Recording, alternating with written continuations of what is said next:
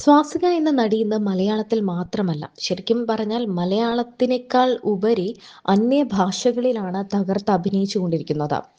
നമ്മുടെ സീത എന്ന് തന്നെയാണ് ഇപ്പോഴും സ്വാസികയെ മലയാളികൾ എല്ലാവരും വിളിക്കുന്നത്. ആ ഒരൊറ്റ സീരിയലിലൂടെ തന്നെ എങ്ങനെ റൊമാൻറ്റിക് ആയിട്ടും എങ്ങനെ ദേഷ്യം, സങ്കടം ഇതെല്ലാം ഒരേ മുഖഭാവത്തിൽ കണ്ണുകളിൽ കൂടി നമുക്ക് കാണിച്ചു തരാമെന്ന് സ്വാസിക കാണിച്ചിട്ടുണ്ട്. അതേ സ്വാസികയുടെ അഭിനയം ഇപ്പോൾ അന്യഭാഷ താരങ്ങളും ആരാധകരും ഒക്കെ അന്തം വിട്ട് കണ്ടുകൊണ്ടിരിക്കുകയാണ്. ഇപ്പോഴും കുറേ ഇന്റർവ്യൂസിലൊക്കെ വന്നാലും സ്വാസികയുടെ വാക്കുകൾ നമുക്ക് മനസ്സിലാവുന്നത് എന്താണെന്ന് പറഞ്ഞാൽ, സ്വാസിക ഇപ്പോഴും തന്റെ ഭർത്താവിനും കുടുംബത്തിനുമൊക്കെ ഒപ്പം നിൽക്കാൻ ഇഷ്ടപ്പെടുന്ന, ആഗ്രഹിക്കുന്ന ഒരു പെൺകുട്ടി തന്നെയാണ്. അതിനപ്പുറത്തേക്കാണ് പിന്നീട് ഈ സ്വാസിക എന്ന് പറയുന്ന ഒരു അഭിനേതാവ് വരുന്നത്. ഇപ്പോഴും സ്വാസികയുടെ വാക്കുകൾക്കൊന്നും മാറ്റമില്ല. ലുക്കിന് പ്രാധാന്യം നൽകാറുണ്ടെന്ന് സ്വാസിക സമ്മതിക്കുന്നു. സൗന്ദര്യത്തിനൊപ്പം പരസ്പരം ബഹുമാനിക്കുന്ന, കുടുംബത്തെ സ്നേഹിക്കുന്ന, വികാരങ്ങൾക്ക് വില നൽകുന്ന ഒരാളെയാണ് പങ്കാളിയായി ആഗ്രഹിക്കുന്നതെന്നും സ്വാസിക പറയുന്നു. പ്രേക്ഷകർക്ക് പ്രിയപ്പെട്ട താരമാണ് സ്വാസിക. മിനി സ്ക്രീനിലൂടെ കരിയർ ആരംഭിച്ച് പിന്നീട് സിനിമയിലെത്തിയ സ്വാസിക മികച്ച നടിക്കുള്ള കേരള സംസ്ഥാന ചലച്ചിത്ര പുരസ്കാരം സ്വന്തമാക്കിയിരുന്നു. സൂര്യനായകനായി എത്തിയ RJ ബാലാജി ചിത്രം കറുപ്പിലും സ്വാസിക മികച്ച പ്രകടനമാണ് കാഴ്ചവെച്ചത്. പലപ്പോഴും കുടുംബ ജീവിതവുമായി ബന്ധപ്പെട്ട പല കാര്യങ്ങളും തുറന്നു പറയുന്നതിലൂടെ സ്വാസിക സമൂഹ മാധ്യമങ്ങളിൽ ചർച്ചാ വിഷയമാവാറുണ്ട്. ഇപ്പോഴിതാ അത്തരത്തിൽ സ്വാസിക പറഞ്ഞ കാര്യമാണ് ശ്രദ്ധേയമാകുന്നത്. നല്ല ലുക്കുള്ള, കാണാൻ സൗന്ദര്യമുള്ള ആളെ കല്യാണം കഴിക്കണമെന്നായിരുന്നു തന്റെ ആഗ്രഹമെന്ന് തുറന്നു പറഞ്ഞിരിക്കുകയാണ് സ്വാസിക. ഫാന്റസിയും റിയാലിറ്റിയും ചേർന്നാണ് താൻ ഇപ്പോഴും ചിന്തിക്കാറുള്ളതെന്നും ലുക്ക് നോക്കാറില്ല എന്ന് താൻ ഒരിക്കലും പറയില്ലെന്നും സ്വാസിക പറയുന്നു. ഞാൻ എപ്പോഴും ലുക്കിന് വാല്യൂ കൊടുക്കുന്നയാളാണ്. അത് തെറ്റാണ് എന്ന് ഒരുപാട് പേർക്ക് തോന്നാം. പക്ഷെ എൻ്റെ കാഴ്ചപ്പാടിൽ എനിക്കതാണ് ഇഷ്ടം. എനിക്ക് നല്ല സൗന്ദര്യമുള്ള ഒരു പുരുഷൻ വരണമെന്ന് തന്നെയായിരുന്നു ആഗ്രഹം. ലുക്കിലൊന്നും കാര്യമില്ല, മനസ്സാണ് നോക്കേണ്ടത് എന്നൊക്കെ ഒരുപാട് പേർ പറയാറുണ്ട്. അത് സത്യമാണ്. അതിൽ കാര്യമില്ലെന്ന് ഞാൻ പറയുന്നില്ല. പക്ഷെ എനിക്കെപ്പോഴും ലുക്ക് പ്രധാനമാണ്.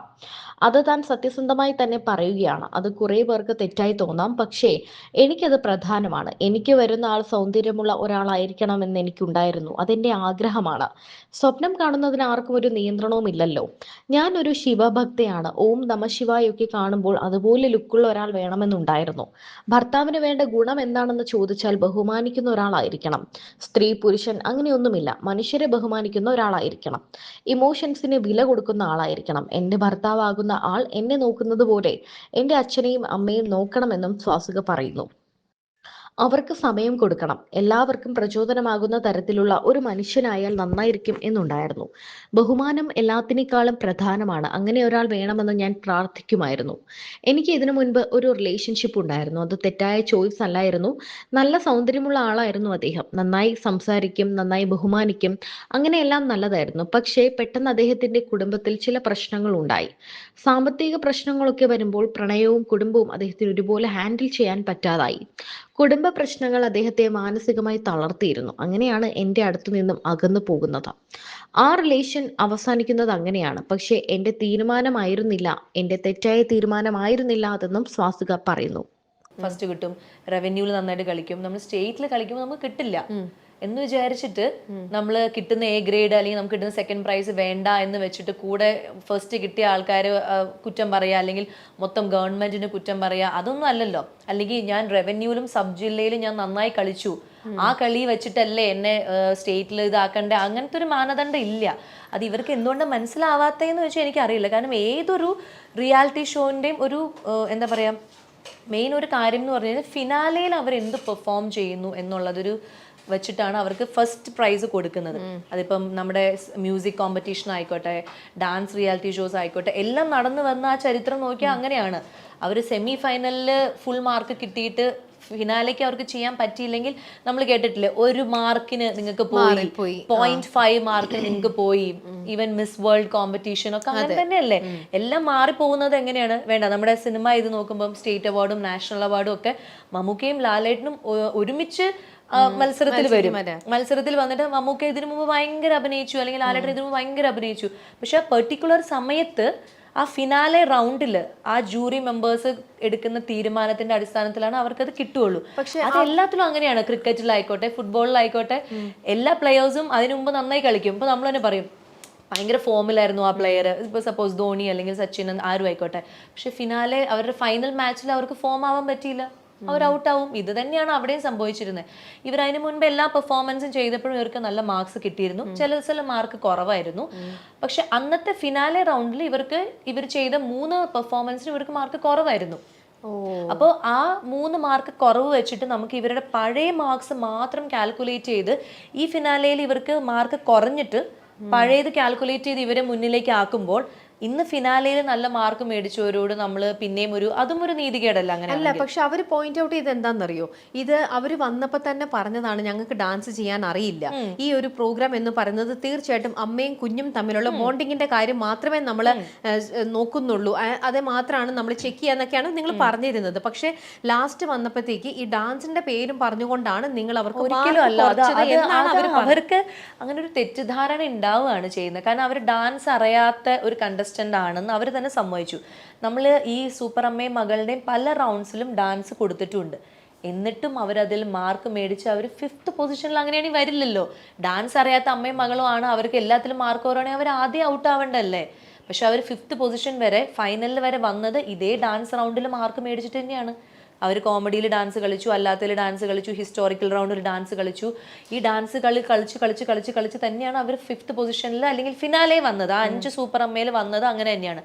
അപ്പൊ ഡാൻസ് അറിയാത്ത ആൾക്കാരാണെങ്കിൽ, അല്ലെങ്കിൽ നമുക്കൊരു ഡാൻസ് ടീച്ചർ ഉണ്ടായിരുന്നു, അവരൊക്കെ ആദ്യം ഔട്ടായി പോയി. അവർ ഡാൻസ് ടീച്ചറാണ്, അവരാദ്യം ഔട്ടായി പോയി. വേറെ നന്നായി ഡാൻസ് കളിക്കുന്ന കുറെ ആൾക്കാർ ആദ്യം ഔട്ടായി പോയി. ഇവർ 5th വരെ വന്നു. അപ്പൊ അങ്ങനെ ഡാൻസിന്റെ സംഭവമല്ല. ഫിനാലയിൽ നമ്മൾ കൊടുത്ത റൗണ്ടിൽ ഒന്ന് അവരുടെ സിഗ്നേച്ചർ റൗണ്ട് ആയിരുന്നു കൊടുത്തത്. ആ സിഗ്നേച്ചർ റൗണ്ടിൽ അവർക്ക് ഏറ്റവും സ്ട്രോങ് ആയിട്ട് തോന്നുന്ന ഏത് പെർഫോമൻസ് ആയിരുന്നു അത് കാഴ്ചവെക്കാം. അവർ കാഴ്ചവെച്ചത് സ്കിറ്റ് ആയിരുന്നു. അത് തന്നെയാണ് അവരുടെ സ്ട്രോങ് ഇതും. അവർ ഇംപ്രവൈസ് ചെയ്ത് നന്നായിട്ട് അവർ സ്റ്റേജ് ഹാൻഡിൽ ചെയ്യുന്ന അമ്മയും മകളും തന്നെയാണ്. പക്ഷെ അന്നത്തെ ദിവസം അവർ ചെയ്ത പെർഫോമൻസ് ബിലോ ആവറേജ് ആയിരുന്നു. അത് ലാൽ ജോസ് സാറും MG ശ്രീകുമാർ സാറും ശ്വേതാജിയും ഞാനും ഞാൻ പിന്നെ ജഡ്ജ്മെന്റ് പാനലിലേക്ക് പോയില്ല. പക്ഷെ ഇവർ 3 പേരുമാണ് ജഡ്ജ്മെന്റിൽ ഇരിക്കുന്നത്. എല്ലാവരും കൊടുത്ത മാർക്ക് അങ്ങനെയായിരുന്നു. 10ൽ ബിലോ ആവറേജ് മാർക്കാണ് അവർക്ക് കൊടുത്തത്. അപ്പൊ നമ്മൾ ഡിസ്കസ് ചെയ്യുമ്പോഴും അവർ പറയുന്നത് അങ്ങനെയാണ്. അതായത് കേട്ടും അടുത്ത കോമഡിയും ടൈമിങ് തെറ്റിപ്പോവുക, മറന്നു പോവുക, ബ്ലബ്ലബ അടിക്കുക, ഇതൊക്കെ അവർ സ്റ്റേജിൽ സംഭവിച്ചു. അത് മനുഷ്യ സഹജമാണ്. നമ്മൾ പറയൂല്ലോ സരസ്വതി വിളങ്ങണം ആ സമയത്ത്, എന്നാലേ നമുക്ക് ഈ വർത്തമാനങ്ങൾ കറക്റ്റ് ആയിട്ട് പറയാൻ പറ്റുള്ളൂ. ഇവര് ലൈവാ ചെയ്തത്. പക്ഷെ ഇവര് ലൈവ് ചെയ്തിട്ട് 10ൽ 10 മാർക്ക് മേടിച്ചിട്ടുണ്ട്.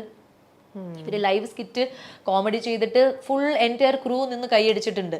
പക്ഷെ അതേ ആൾക്കാർ അമ്മയും മകളുമായിട്ട് അതേപോലെ തന്നെ കോമഡി ഇവർ ചെയ്തപ്പോൾ ഇപ്രാവശ്യം അവർ പാളിപ്പോയി. അവർ ലാഗ് അടിച്ചു, അവർ അങ്ങനെ സംഭവിച്ചു പോയി. അത് അവരുടെ കുറ്റമല്ല. അപ്പം മാർക്ക് ഇടുന്ന സമയത്ത് ജഡ്ജ് അത് നോക്കിയിട്ടാണ് മാർക്ക് ഇടുള്ളൂ. പിന്നെ അവർക്ക് കൊടുത്ത ഡാൻസ് റൗണ്ട്, അതിൽ പ്രത്യേകം റൂൾസിൽ പറഞ്ഞിട്ടുണ്ടായിരുന്നു, നിങ്ങളുടെ ഡാൻസ് അല്ല നമ്മൾ നോക്കുന്നത്, മൊത്തത്തിലുള്ള ഗ്രൂപ്പ് പെർഫോമൻസ്. അതുകൊണ്ട് അവർക്ക് ഒരു ഇതും കൂടി കൊടുത്തു, നിങ്ങളൊരു ഗ്രൂപ്പിനെ കൊണ്ടുവന്നോ, നല്ലൊരു ഡാൻസ് ടീമിനെ കൊണ്ടുവന്ന് നിങ്ങൾക്ക് ചെയ്യാം. നിങ്ങളുടെ മൊത്തത്തിലുള്ള പെർഫോമൻസിന് ഒരു ഓവറോൾ നമ്മളൊരു പെർഫോമൻസ് കാണുമ്പോൾ നമ്മൾ പറയുമല്ലോ വാവ് ഭയങ്കര ഒരു കൊള്ളാം എന്ന് പറയുമല്ലോ.